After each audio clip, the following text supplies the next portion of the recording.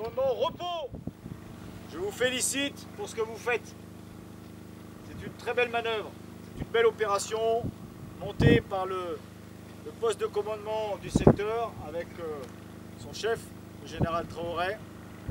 C'est une très belle manœuvre, bien programmée, bien préparée, bien conduite, en liaison avec les forces armées maliennes, qui elles-mêmes agissent avec l'opération Barkhane. 90% des militaires et policiers des Nations Unies sont déployés dans le nord du Mali pour aider les autorités maliennes à rétablir la paix et la sécurité dans la zone, à travers des patrouilles de longue et courte distance, mais aussi par des activités civilo-militaires. 10 jours durant, des zones reculées comme Nampala, Djabali, Léré ou encore l'Erneb ont été les théâtres d'une opération militaire coordonnée, MINUSMA Fama, dénommée l'opération Gergovie. Je suis venu ici pour voir l'opération Gergovie, qui est une opération menée par les unités du secteur ouest, en coordination avec une opération que mène l'armée malienne, avec l'opération Barkhane et les forces armées mauritaniennes. Nous sommes ici pour contrôler une partie du territoire, protéger les populations et montrer la présence de la force des Nations Unies et apporter de l'aide humanitaire. En fait, le secteur ouest est un secteur très grand.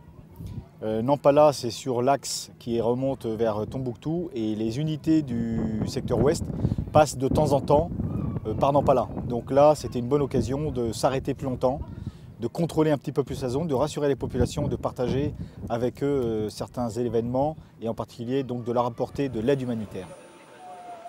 Parallèlement à l'opération Gergovie, une vaste opération de sécurisation, cette fois-ci coordonnée, Fama, Barkhane et les forces armées mauritaniennes, se tient dans la forêt de Ouagadougou, dans la région de Tombouctou et une partie de celle de Ségou. La mission, c'est de rechercher et neutraliser les groupes terroristes rencontrés dans la zone. L'opération se passe conformément à ce qui a été planifié, que ce soit du côté mauritanien, que ce soit du côté malien et du côté Barkhane. Les unités évoluent normalement sur le terrain.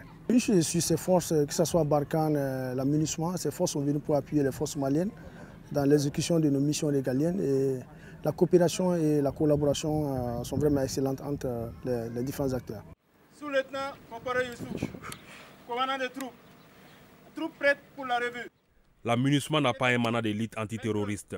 Ainsi, la force onusienne, basée dans le secteur ouest, qui constitue une zone d'influence, a opéré avec les FAMA le long du l'axe nord du Razelma et de l'Erneb, en erronnant sur une dizaine de villages et de localités, au cours de laquelle des activités civilo-militaires ont été menées ici, à Nampala, afin de contribuer directement au bien-être des populations.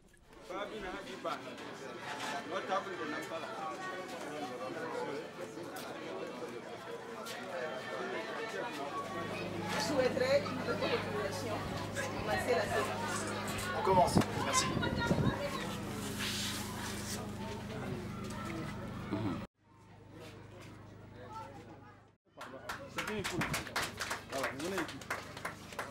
Mali la paix, la paix, la paix, Mali la paix, la paix, la paix, Mali la paix, la paix, la paix, Mali la paix. Ces populations de ces milieux reculés, non habituées à la proximité avec les forces de sécurité, appellent à la poursuite de l'opération. En réalité, nous sommes trop fiers, au nom de la communauté de Nampalari, nous sommes trop fiers de voir nos forces de sécurité accompagnées de la MINUSMA et ensuite la force Barkhane pour venir faire un geste symbolique à l'école, à une partie de la population et à la santé. Nous sommes trop fiers et on vous remercie infiniment. La population est très contente. Pourquoi? Parce que c'est un élan vers la paix. En réalité, la paix s'instaure petit à petit et nous sollicitons jusqu'à présent l'appui des partenaires à notre force de sécurité. Pour le commandant du secteur ouest de la MINUSMA, ces populations doivent rester confiantes et coopérer avec les militaires pour avoir un espace de sécurité. L'appel particulièrement que la MINUSMA peut lancer à ces populations, c'est d'avoir confiance en l'action de la MINUSMA, qui est bien sûr par sa présence et par sa présence physique et utile sur le terrain, contribue à côté des autres forces à maintenir un espace sécurisé pour le mouvement de ces populations et aussi pour les activités quotidiennes de ces populations. Je voudrais profiter de l'occasion pour dire que très souvent, nous sommes même présents sur les axes et les jours de marché pour contribuer dans le cadre à rassurer ces populations par rapport à ce qu'elles ont à faire quotidiennement. Et nous allons continuer. Nous sommes actuellement dans la mise en œuvre du processus de paix, qui est aussi un processus que la MINUSMA supporte très sérieusement. Ces populations doivent rester confiantes. La paix est à portée de main.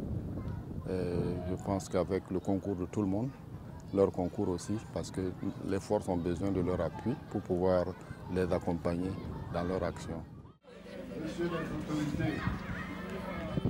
Rappelons que cette distribution gratuite composée de kits scolaires, de médicaments et de vivres a concerné une centaine d'élèves et plus de 200 personnes.